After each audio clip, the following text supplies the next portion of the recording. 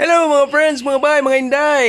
Oy, mga ilang ko gamayng dispensa ha kay ang atuang mga kuan, ang atuang katong mga napilian nga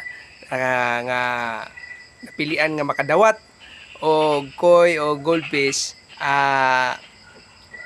paabot-abot lang jud kay wala pa tay oxygen sa kuano para sa atuang isda nga hatod inig-deliver na to kay lisod kayo ibiyahin na to nga kanang kuan maghangla man gud siya.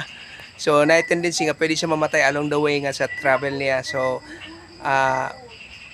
please mga ila ko gamayng kuan pasensya, moabot lang gyapon sa tanan na mo nga i-PM, sa tanan ako nga PM i-kontakon, mga ila ko gamay pasensya pero maabot yun na para sa inyo ha. So ana lang, continue to comment, heart, and follow sa atuang mga kuan, sa atuang mga reels, no?